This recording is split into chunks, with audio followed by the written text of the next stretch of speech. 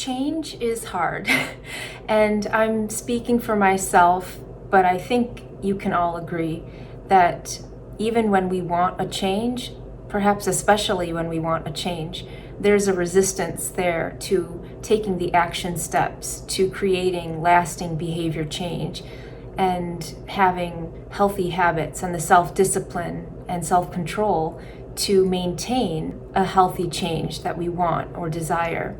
So I just want to share and offer what's worked for me. And by no means am I an expert in this or anything. I'm a perpetual student, rather, and I'm continually learning. I'm continually growing and developing myself, and I'm a work in progress like everyone else is. We're all just trying our best. So I just want to offer some tips, I guess, of what I do personally when I want to create not only behavior change, but more importantly, lasting and profound behavior change, and how I adopt new habits and make them a permanent staple in my daily life.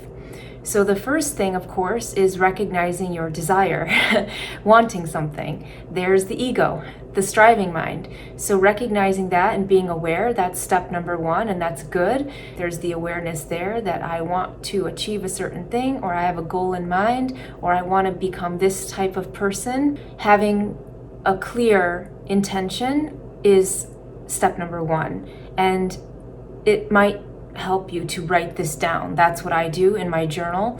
I write down my clear intentions and I get very, very specific so that I can focus and I can focus my energy on precisely what I want and what I desire, rather than getting wrapped up in organizing and planning and expecting and hoping and dreaming and all these things that in my experience are not terribly productive, but are an energy drain, and quite frankly become a source of stress for me because I get wrapped up in the details of the planning of it, and it prevents me from having the energy to put forth the effort in the doing. So the best thing you can do is be honest with yourself. Don't self-deceive. When you write down your intentions, be brutally honest and be rigorous in that honesty always, because that's going to help you identify your authentic identity that you wish to embody.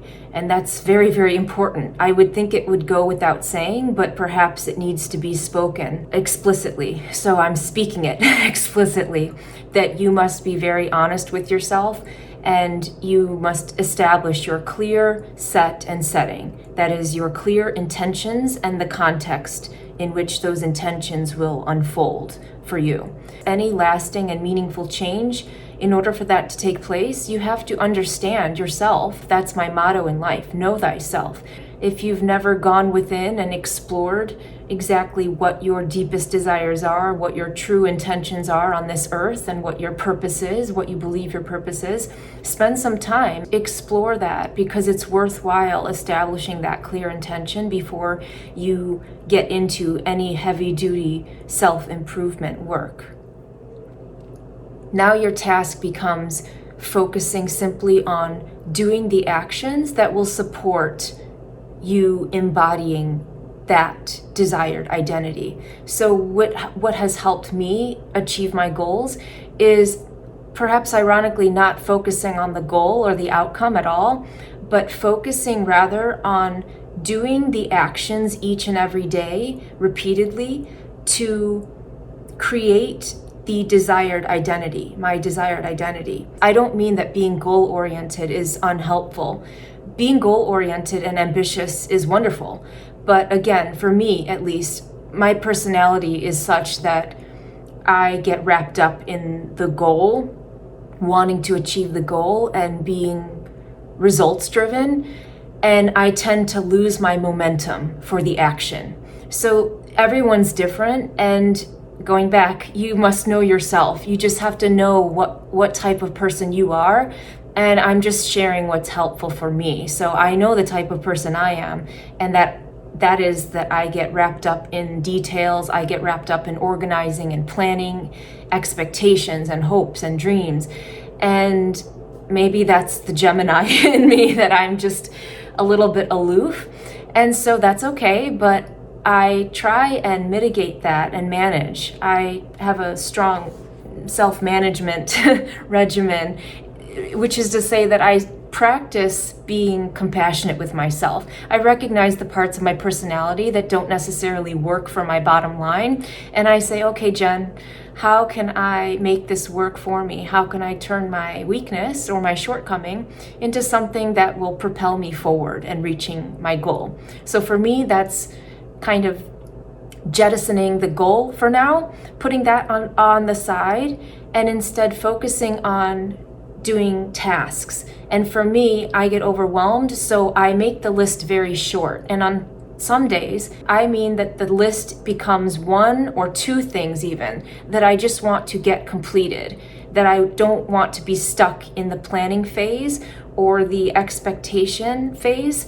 I want to complete the tasks or the task. So for example, if you want to be a meditator, a person who meditates, simply start practicing meditation every day and do less than you think you're capable of, especially when you first start out.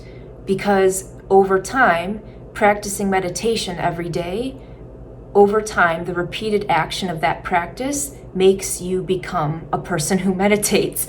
I know this is oversimplifying it, but it really is that simple, which is not to say that it's easy, but it's actually terribly simple. With continued, repeated action, you will change your life and become that person. And one by one, with each healthy habit you adopt, your lifestyle begins to change and you begin to transform into that person that you desire to be in your life, your best self. That's how it happens. My next tip is to make success automatic or at least highly probable. Cultivate your immediate environment, your living space, so that it supports and serves your goal, your bottom line. So often, what I perceive as failure can be eliminated completely by simply paring down my living space and my living environment to minimize the opportunity for me to fail. For instance, if your goal is to have a healthy, whole foods eating lifestyle, if that's your goal, then when you're out grocery shopping, only choose those foods that will support the actions that you wish to take. So don't bring home the foods that have nothing to do with your desired outcome, because you will only sabotage yourself, or at the very least, you will be unnecessarily tempting yourself. Eliminate that decision fatigue and simply don't buy those foods. That way, when you open your refrigerator and you're preparing your meal, all the foods you have, every single one of them is going to support you and support your goal. You won't have to think about, should I eat that? Should I not eat that? You've made the decision prior in only bringing home the foods that will serve and support you. So you can feel really good about that, and you will. You will feel awesome about it because you know that you're doing right by yourself. You're being authentic to your purpose, and you're serving that purpose, and you're supporting yourself. And that's incredibly empowering. It's incredibly exhilarating to make that change and to take power of your life with one simple action step, doing what you know needs to be done to create the discipline to reach your goals. When you see foods that aren't going to serve you in the grocery store, simply don't bring them home. Say to yourself, that's not my food, move it along, keep it moving.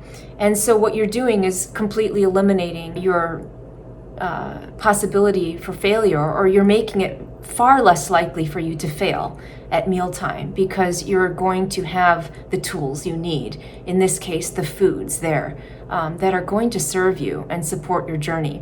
Just diminish your potential obstacles to reaching your goal. At least eliminate the obvious ones so that you can decrease your stress level and design your living space, like I said, to support and serve your success, because that's what you're trying to do, is create little actions that lead to long-term success. But I want you to focus on the little actions. And my next suggestion is to speak it out loud. So what's really helped me is talking to myself. And I do this very often. Speak it out loud. there is something that happens when we affirm something and when we speak it into the universe and let it out. It gives it energy and it solidifies it. To hear your own voice speak something, it's very affirming. So I would suggest, remind yourself that you're worth it every day. Every day you wake up, tell yourself, I'm worth the effort, I'm worth the energy to invest in myself and make myself better and stronger. Each day given is a new opportunity for me to show up for myself, put the energy in, put the work in, and invest in myself because I deserve it and I'm worth it. So write that down if you need to, and then speak it out loud. Go to the mirror and speak it to yourself, because thinking about doing it is a completely different exercise than actually doing this. So there's something to that energy that you put into it that is an action step that you can do that gives that momentum, that inner momentum, to drive you farther towards putting the work in, because you do deserve it, so that we can serve other people. That's the whole purpose of life, is to share ourselves and share our gifts with the world. And in order to do that, we have to make sure that our reserves are full up and that we put the investment in ourselves so that we can have that to give. Always repeat the action and continue repeating the action with intention. If you get discouraged or you fall down, you hit a roadblock, which does happen, it will and does happen, because life is a stressful event that's happening to all of us. So it's very unhelpful to say, oh, don't get discouraged. Well, we get discouraged. So what can we do about those moments where we feel like we've hit a misstep or we've had a setback? My advice again would be, lower the expectation.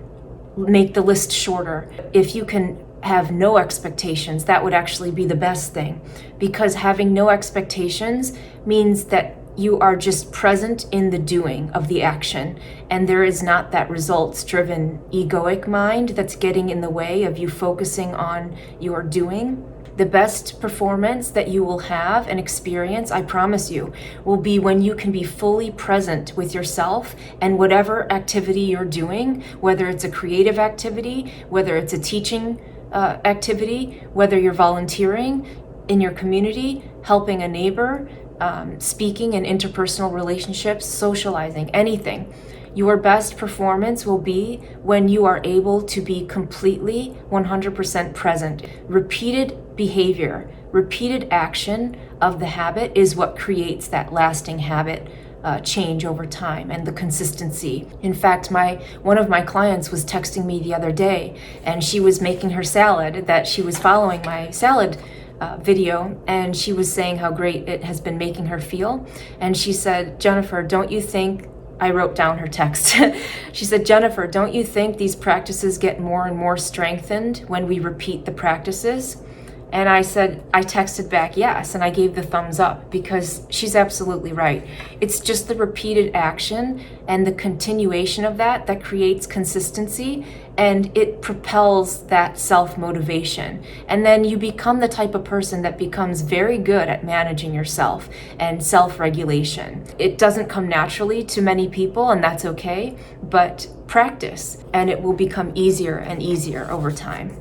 My last piece of advice or tip that I have would be to be patient. I've spoken about this in my skincare videos and my health videos.